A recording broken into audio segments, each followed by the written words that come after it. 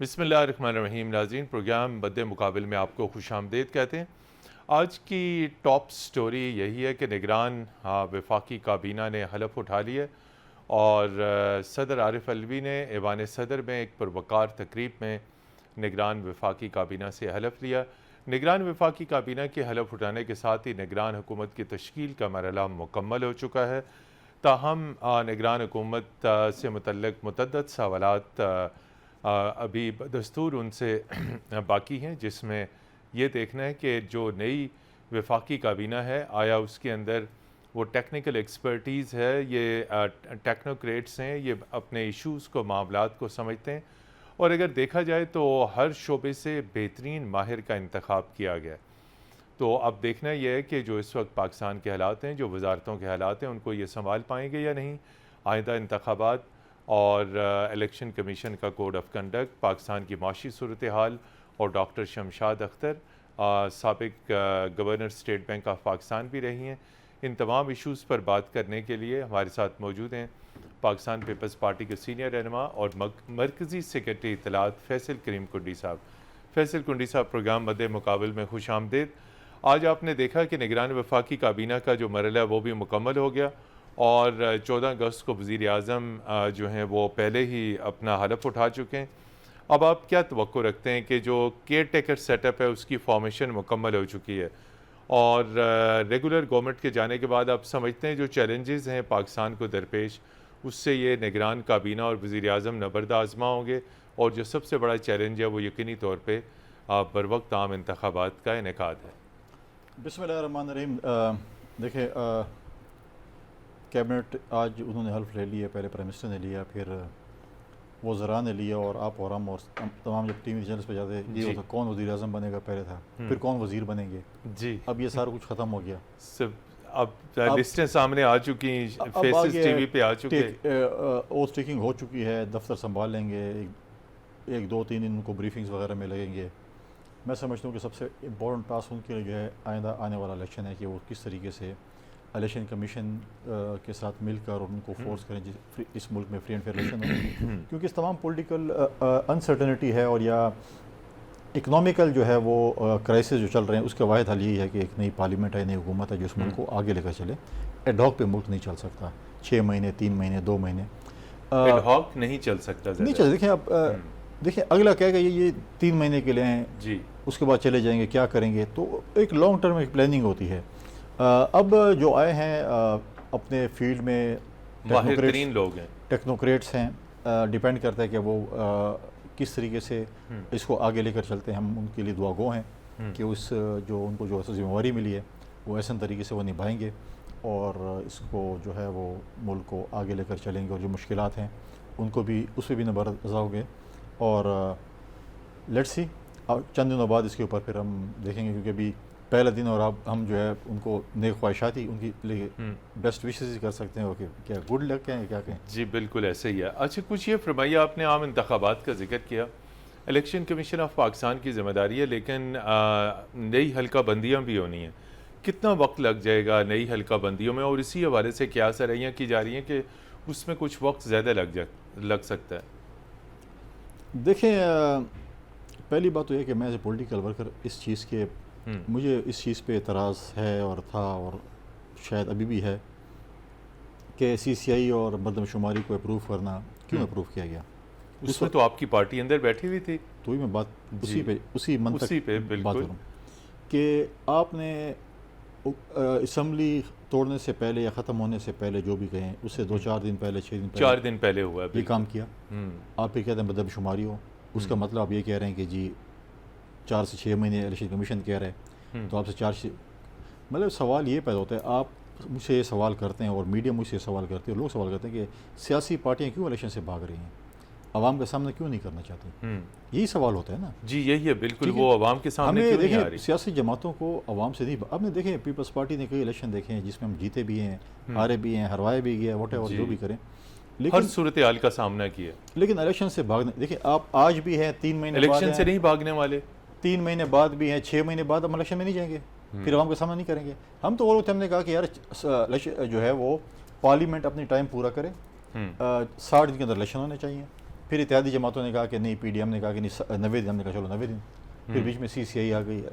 ابھی بھی اگر الیکشن کمیشن اس پہ اگر تھوڑا سا محنت زیادہ کر لے، ڈبل شفٹ چلا لیں، وہ جو ہے کیا نام ہے اپنے جو ہے سٹاف بڑھا دیں، ڈے نائٹ شفٹ ٹائپ کر لیں، 3 مہینے نہیں 4 مطلب ڈی مہینے، لمیٹیشن کا ٹاسک جلدی مکمل کر 2 مہینے 4 مہینے کر 2 مہینے میں کر لیں. اب تو ایسے بھی آپ لوگ کہتے ہیں خزانے میں بڑا بوجھ ہے، 100 کی کابینہ ہے، اب تو 15 کی ہو گئی ہے نا، 15 کی تو ہو وہ گئی، جو بہت خرچے ہلکی جو پھلکی کابینہ ہے. بالکل وہ جو خرچے وہ جی، 100 پہ پروٹوکول کے سیکورٹی کے دفاتر کے اب وہ کم ہوں گے. 100 جو ہے جو کابینہ کی جو خرچہ تھا وہ الیکشن کمیشن کو دے دیں، ہاں تاکہ وہ دن رات کام کر کے تجویز اچھی ہے ویسے. اس چیز کو کرے. کیونکہ میں کہہ رہا ہوں کہ الیکشن ہی بات. اور دوسری چیز، ابھی الیکشن شیڈول اعلان نہیں ہو، اور اس پہ ہمیں تھوڑا سا اعتراض ہے پاکستان پیپلز پارٹی کو، بلکہ بہت اعتراض ہے کہ الیکشن شیڈول کا اعلان نہیں ہو، اور الیکشن کمیشن نے کہا کہ ہمیں ٹرانسفر پوسٹنگ کی اجازت ہے، ہم ٹرانسفر پوسٹنگ شروع کر دیں، فیڈرل میں بھی، صوبوں میں بھی ہر جگہ.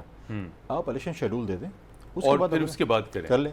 آپ ابھی کر رہے ہیں، پھر شیڈول کے بعد دوبارہ کریں گے، لہٰذا آپ الیکشن شیڈول دے دیں. ابھی اثر پڑ سکتا ہے اس پہ. آپ اب الیکشن شیڈول دے دیں، اس کے بعد آپ کریں.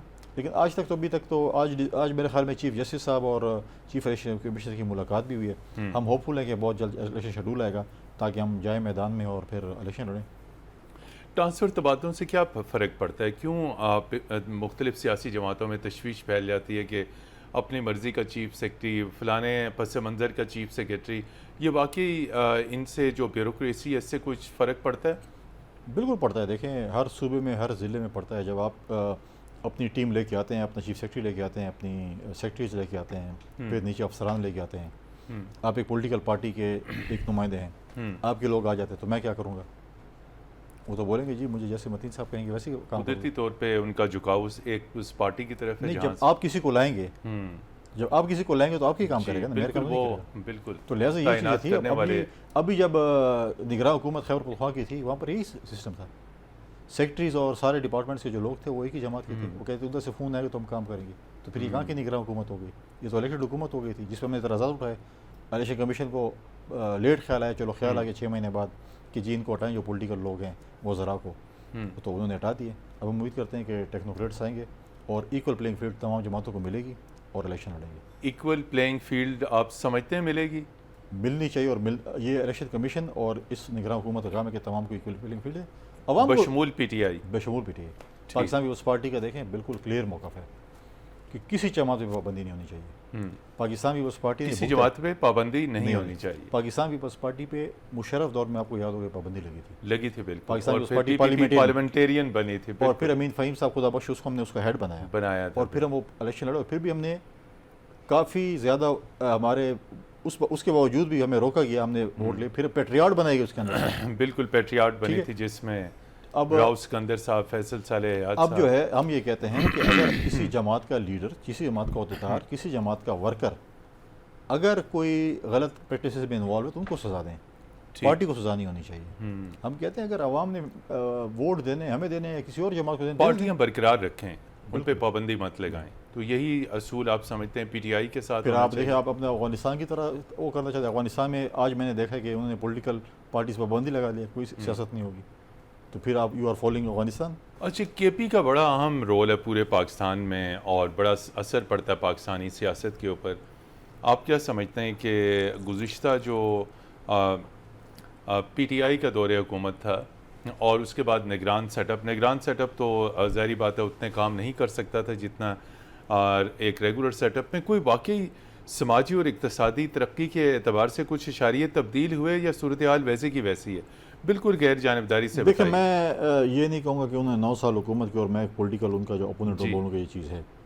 9 سال انہوں نے حکومت کی. مجھے بتائیں کوئی ایک میگا پروجیکٹ بتا دیں خیبر پختونخوا میں انہوں نے کیا ہو؟ ایک بھی میگا پروجیکٹ؟ آپ مجھے بتائیں کہ جو ہیلتھ سسٹم تھا پشاور سوات موٹر وے، میں جی جو ہے ہیلتھ کا سسٹم تھا جس کو انہوں نے بہت پروجیکٹ کیا جی، extraordinary. P T I کے چیئرمین کے رشتہ دار چلا رہے تھے اور وہ اسکائپ اور پتنی زوم سے چلا رہے تھے. وہ خود امریکہ میں بیٹھے ہوتے تھے. نوشیروان برکی صاحب، نوشیروان برکی، یہ ان کے رشتہ دار تھے. اور اسکائپ یا زوم سے چلا، ادھر نہیں ہوتے تھے.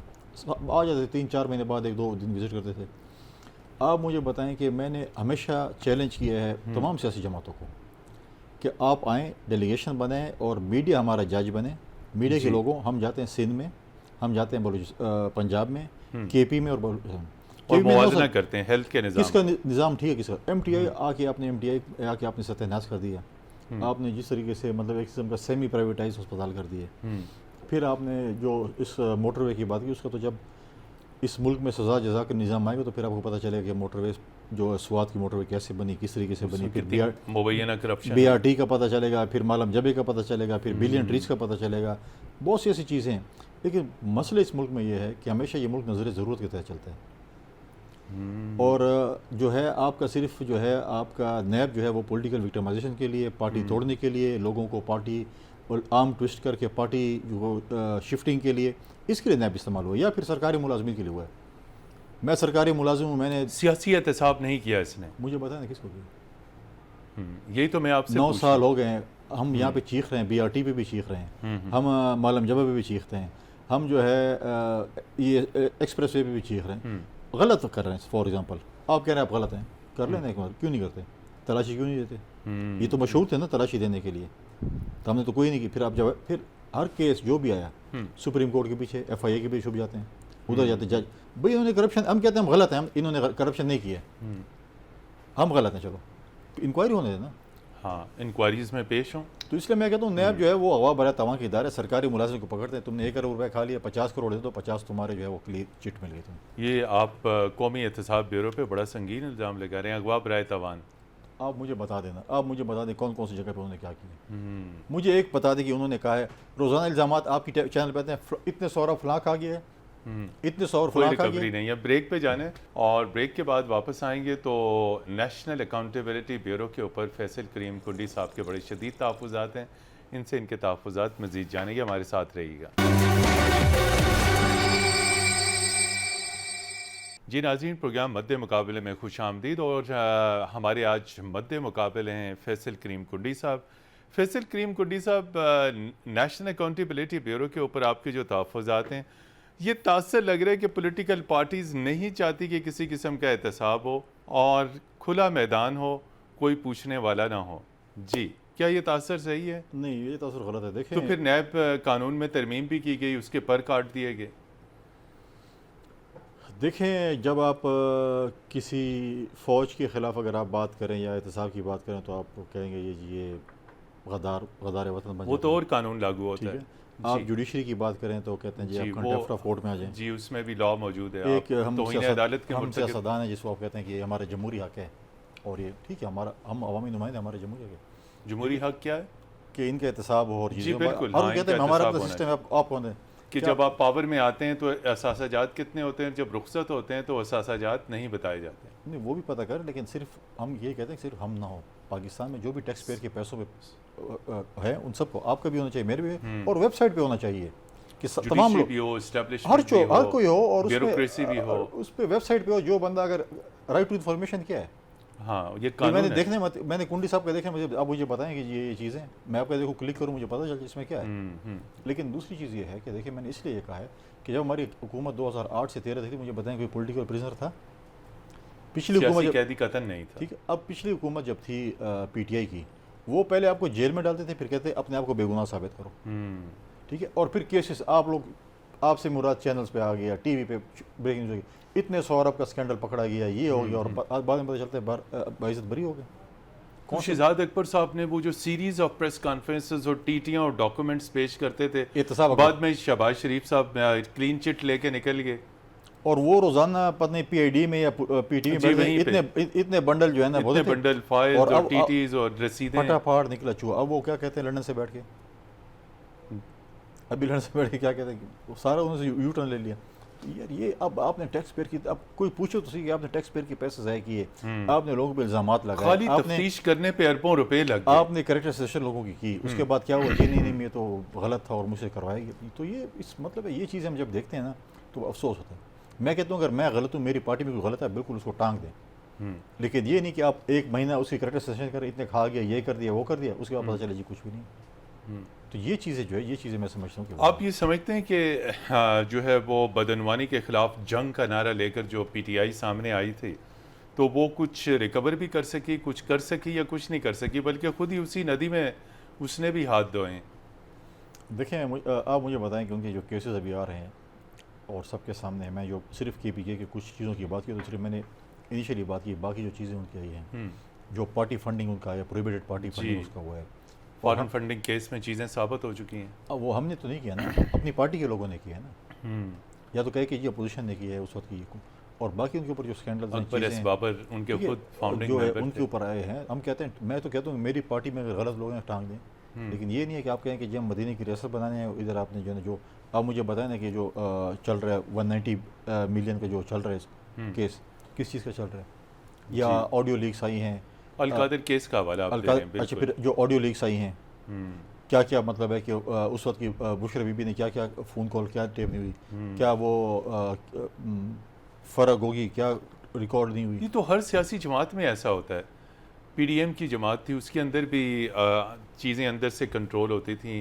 اس سے پہلے دیکھیں جب بھی حکومتیں تبدیل ہوتی ہیں، یہ بڑا آسان ایک نعرہ ہے جی ہم احتساب کرنے کے لیے آ رہے ہیں اور ہم نہیں چھوڑیں گے کسی کو اور پھانسی چڑھا دیں گے. جی یہی پی ٹی آئی کے چیئرمین کہتے ہیں میں 2 مہینے مجھے میرے 3 مہینے میں سب کو بہت سخت موقف اپنائے رکھا. وہ کہتے تھے یہ سب ڈاکو ہیں، چور ہیں، ان سے بات چیت نہیں ہوگی. ہم چور اور ڈاکو تھے تو ہمیں کیا سزا ملی؟ ہمیں کیا انہوں نے ثابت کیا؟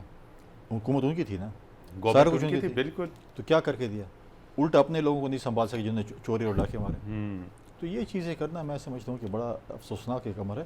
ہونا چاہیے، میں احتساب کے خلاف نہیں، اس ملک میں احتساب ہونا چاہیے لیکن برابری کی بنیاد پہ ہونا چاہیے. برابری کی بنیاد پہ پولیٹیکل نیب ہونا چاہیے.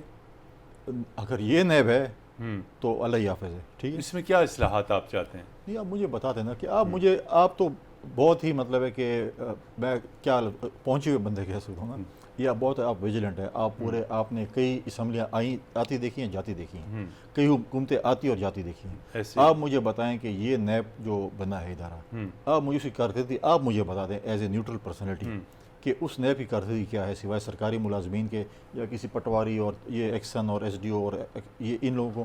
اور پھر تجارتی طبقہ خوف و ہراس کا شکار، بڑے بزنس مین خوف و ہراس کا شکار. کہ آپ آ کر جو ہیں جو ڈیل کر لیں، اس کے بعد کتنے % ملتے ہیں نیب والوں کو، اس میں کمیشن کتنا ملتا ہے، پرسنٹیج رکھی ہوئی ہے. پھر اس میں کیا رہی ہے؟ تو یہ چیزیں جو بڑا افسوسناک امر ہوتا ہے. ہم کہتے ہیں بالکل آپ کریں. اچھا پھر یہ بتائیے کہ پاکستان میں ایک بہت بڑا ٹاپ کا ایشو ہے بدعنوانی، کرپشن. اس کا خاتمہ کیسے ممکن ہے؟ پھر کس قسم کا ادارہ ہونا چاہیے تاکہ تمام تر جماعتیں، میں کہتا ہوں کہ ادارہ آپ نیب کریں لیکن اس کی ایسی قانون سازی کریں، اس میں ایسے لوگوں کو بٹھائیں تاکہ پھر وہ یہ کام بھی کریں. اگر وہ کام نہیں کر سکتے ہیں، آپ ایسے لوگوں کو بٹھاتے ہیں جس کو مطلب ہے کہ دن دہاڑے جو کرپشن ہو رہی ہے اس کو نظر نہ آئے. آپ کا ڈی جی نیب پشاور ہے نا، وہ صرف بی آر ٹی کی بس میں اگر اس کو تکلیف نہ ہو بیٹھ جائے نا، بیٹھ کے ایک دفعہ اس کا راؤنڈ لگا لے، ایک سٹاپ سے لے کے آخری سٹاپ تک چلا جائے، چیزیں پتہ چل جائیں گی. چیزیں مطلب یہ تو میں صرف بی آر ٹی کی بات کروں جو کہ اس کے بالکل دفتر کے سامنے شاید گزرتی ہوگی. باقی چیزیں کیا کیا چیزیں نہیں ہیں.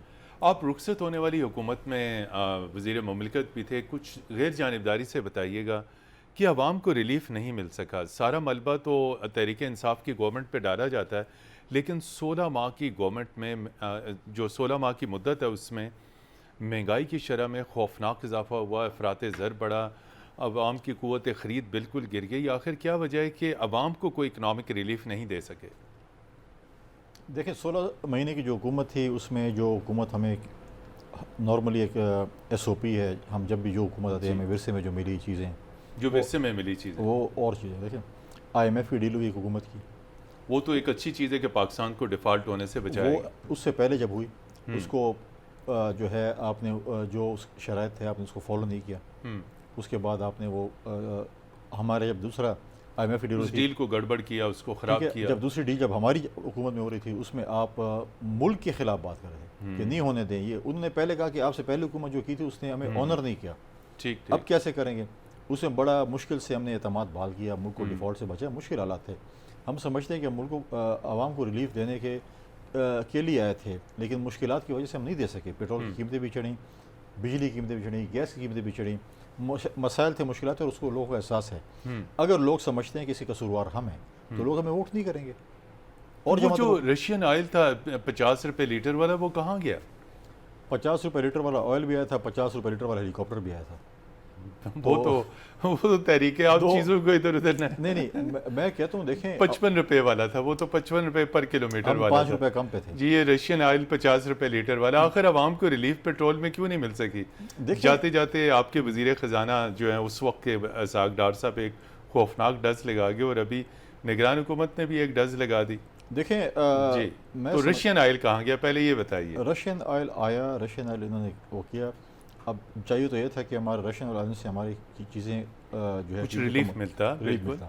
آپ نے دیکھیں آپ نے ٹیکس آپ نے آئی ایم ایف کا قرضہ بھی دینا ہے. جی آئی ایم ایف کا قرضہ جب آپ دیں گے اور جب آپ سب سے بڑا پرابلم یہ ہے کہ جب آپ اس ملک کے لیڈ کلاس کو ٹیکس زون میں نہیں لے کے آئیں گے چیزیں نہیں حل ہوگی. آپ لیڈ کلاس کو ٹیکس زون میں کس نے لانا ہے؟ پاکستان کے حکومت نے لانا ہے. کروڑپتی دولت مندوں کو کس نے لانا ہے؟ اگر آپ مڈل کلاس کو اور لوور کلاس کو اور تنخواہ دار طبقے کو ہی صرف اس کو کریں گے. آپ مجھے بتائیں بندہ 50,000 تنخواہ لیتا ہے فار ایگزامپل, 25,000 اس کا بجلی کا بل آ جاتا ہے, 10,000 اس کا گیس کا بل آ جاتا ہے. اللہ فار ایگزامپل میں وہ کیا بیچارہ پیسے پہ کرے گا؟ یہ ہے نا. بالکل اور اس کے ایسے. آپ میں معذرت کے ساتھ کہتا ہوں, آپ ہم جہاں پہ اسٹوڈیو میں بیٹھے ہیں اس کے زون میں آپ گھومیں, ابھی گھومیں, آپ کو کسی ریسٹورینٹ میں کسی کیفے میں ٹیبل نہیں ملے گی. اور یہ وہ 4-5 اسٹار ہوٹلز ہیں, ٹھیک ہے, کیفے. اور اگر آپ تھوڑا سا باہر چلے جہاں پہ مڈل کلاس اور لوور مڈل کلاس سے غریب لوگ رہتے ہیں, ادھر آپ جائیں گے تو آپ کو ایک اور پاکستان ملے گا. یہ 2 پاکستان ہے, ایک پاکستان نہیں ہے.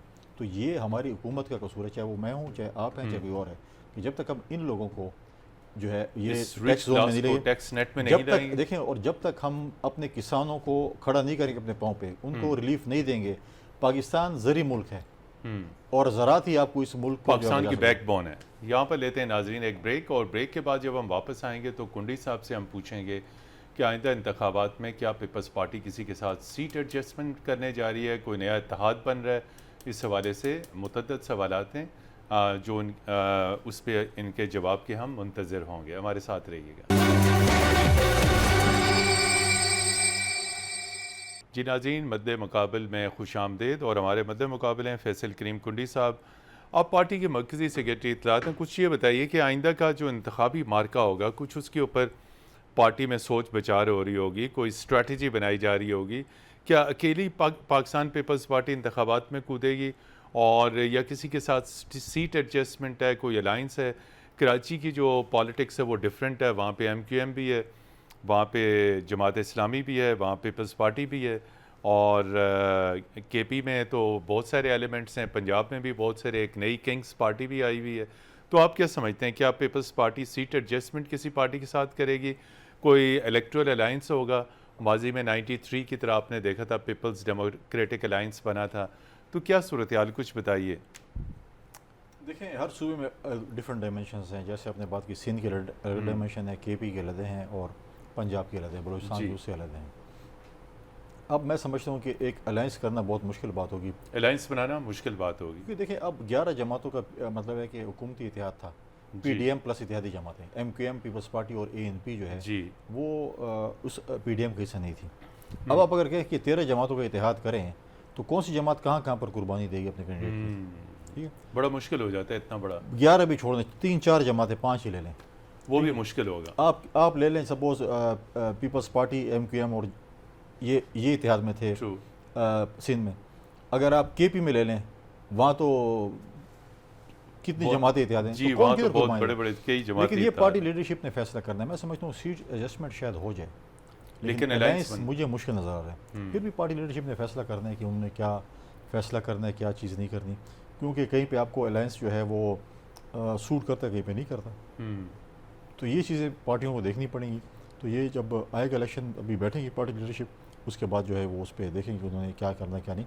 لیکن میرا اپنا ذاتی خیال یہ ہے کہ سیٹ ایڈجسٹمنٹ پہ بھی بات ہوگی, الائنس مشکل ہوگا. مولانا فضل الرحمان جو جمعیت علماء اسلام کے سربراہ زرداری صاحب کے بڑے گہرے دوست ہیں, لیکن وہاں پہ ڈیرہ اسماعیل خان میں تو آپ کے مد مقابل ہوتے ہیں, تو وہاں کیا ہوگا؟ سیٹ ایڈجسٹمنٹ مولانا کمپرومائز کر پائیں گے یا آپ کمپرومائز کر جائیں گے؟ دیکھیں, اگر ہوگا تو ہوگا, نہیں تو ہم نے ساری عمر الیکشن لڑا ہے, پھر بھی لڑیں گے. ہمیں کیا, پھر بھی لڑیں گے. کبھی مجھے زرداری صاحب کے بہت ہی قریبی اگر وہ دوست ہیں, کبھی زرداری صاحب نے الیکشن میں اور اس ایشو میں ہمیں کبھی یہ نہیں کہا کہ آپ کوئی دباؤ نہیں ڈالا, کبھی بھی نہیں کہا, اور انہوں نے ہمیشہ سپورٹ کیا مجھے, اور چیئرمین صاحب نے بھی سپورٹ کیا. ہم نے تو کبھی نہیں کہا مولانا صاحب کو کہ آپ کے راشد سمرو صاحب بلاول صاحب کے مقابلے میں الیکشن لڑتے ہیں. ٹھیک ہے, تو لہٰذا ایسی ہوتے ہیں, کوئی بھی کسی اپنی پارٹی کی کسی اس کو وہ نہیں کرتا. میں سمجھتا ہوں کہ پارٹی نے اگر الائنس مطلب ہے کہ ایڈجسٹمنٹ کی تو ویل اینڈ گڈ, ورنہ وہ فوجی کے جیسے تھے. جی, عوام کنڈی صاحب بہت باشعور ہو چکے ہیں. اس الیکٹرانک میڈیا نے, سوشل میڈیا نے بہت عوام میں شعور پیدا کیا. گراس روٹ لیول پہ بھی ایک کسان ہے, ورکر ہے, مزدور ہے, اسے بھی چیزوں کا پتہ ہے, چونکہ موبائل فون کے ذریعے اسے انفارمیشن. تو اس پبلک میں جب اتنی اویئرنیس آ گئی ہے, آپ کیا لے کے ان کے سامنے جائیں گے؟ کوئی اپنی کامیابی کی داستان سٹوری, جلسے ہوں گے, کیا پیش کریں گے, کیا نظریہ پیش کریں گے؟ دیکھیے پاکستان پیپلز پارٹی کا جو ہے وہ منشور بہت جلد بھی آنے والے چند دنوں میں. جی, ہم اپنے ایک نئے منشور کے ساتھ آ رہے ہیں. منشور لا رہے ہیں, ہاں نئے منشور کے اس ساتھ پہ کام ہو رہا ہے؟ بالکل کام ہو رہا ہے. اور ساتھ ساتھ جو ہے نا ہم نے اپنی نوجوان نسل کو ایک ہوپ دینی ہے.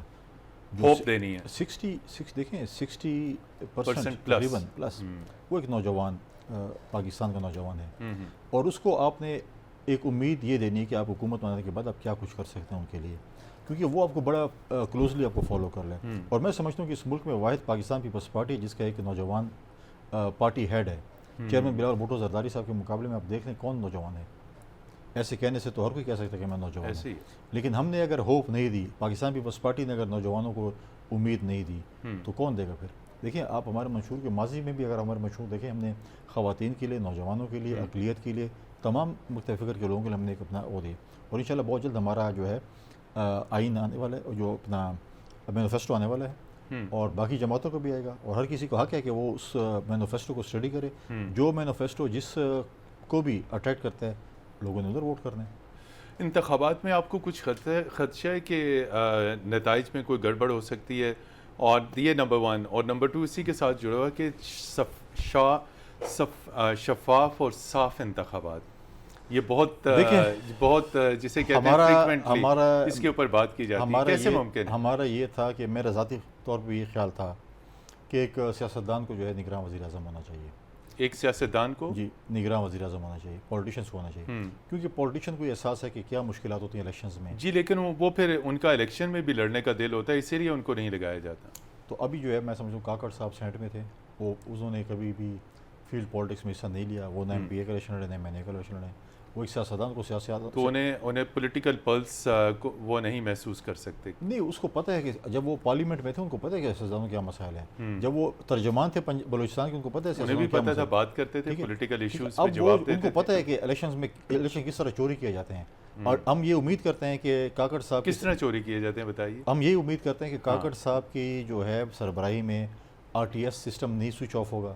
آر ٹی ایس سسٹم, ٹھیک ہے, وہ جو ہے آپ کا آر او الیکشن نہیں ہوگا, آپ کے بیلٹ باکس چوری نہیں ہوں گے, دھند نہیں آئے گی, اور بہت سی ایسے عوامل ہیں جو کہ چیزیں جو ہے ان کی دھند نہیں آئے گی. ٹھیک ہے, اب اس میں یہ ہے کا الیکشن, ٹھیک ہے, اب یہ چیزیں جو ہے بہت سی ایسی چیزیں ہیں جس کو ان کو دیکھیں. میں کہتا ہوں عوام کو فیصلہ کرنے دیں, عوام فیصلہ کرے. جس جماعت اگر عوام کہتی ہے فلاں پارٹی کو میں نے ووٹ کرنا اور اس نے کرے, ہم کہتے ہیں یہی چیز ہو کہ جس کے لیے ووٹ ڈالے جائیں اسی کے لیے گنے جائیں. تو انتخابی اصلاحات کے اوپر کیوں سیاسی جماعتوں میں اتفاق نہیں ہو سکا؟ پی ٹی آئی نے انیشیٹو لیا, آپ نے نہیں کیا. آپ نے اس پی ڈی ایم کے دور حکومت میں تو انتخابی اصلاحات کے حوالے سے کوئی پیش رفت نہیں ہوئی. بہت ہوا, لیکن میں سمجھتا ہوں کہ بہت ہی یہ ایک میں سمجھتا ہوں کہ افسوسناک عمل ہے کہ پولیٹیکل پولرائزیشن پچھلے 4 سال میں بہت زیادہ بڑھ چکی تھی. 5 سال میں اتنی زیادہ بڑھ چکی تھی کہ ہم آپس میں بیٹھنے کو بھی تیار نہیں تھے, ہم آپس میں کافی پینے کے لیے بھی تیار نہیں تھے. ہم آپس میں اس کی کیا وجہ ہے؟ سیاست میں جو تلخی آئی, کیا صرف پی ٹی آئی ذمہ دار ہے یا اوورآل تمام جماعتیں؟ نہیں, میں سمجھتا ہوں کہ پولیٹیکل لیڈرشپ اس کی ذمہ دار ہے. پولیٹیکل لیڈرشپ دیکھیں, مجھے تو کبھی پارٹی کے لیڈر نے یہ نہیں کہا کہ آپ ٹاک شوز میں جا کے ادھر جا کے لڑ پڑیں, ہاں, یا گلاس توڑیں, یا پانی زبانی کریں, یہ تو مجھے کبھی کسی نے کہا.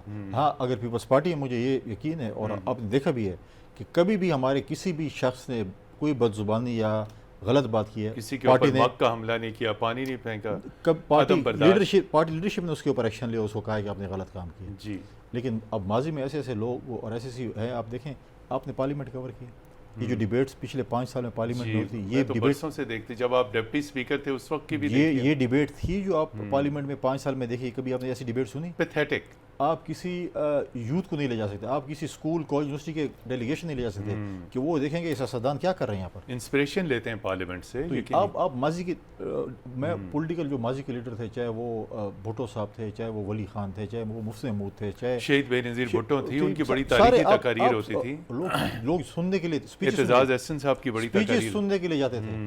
اور آپ پچھلے 5 سال کی جو اسمبلی تھی جس میں تقاریر ہوتی تھی, اس میں مطلب اس قسم کی تقاریر آپ کبھی دیکھیں جس میں سے میں سمجھتا ہوں کہ اگر وہ پراپر کوئی اسپیکر بیٹھو تو 90% اسپیچ کو حذف. آخری منٹ ہے کلوزنگ, اور بہت مختصر انداز میں پاکستان کا سیاسی مستقبل, جمہوری مستقبل کیسے دیکھتے ہیں؟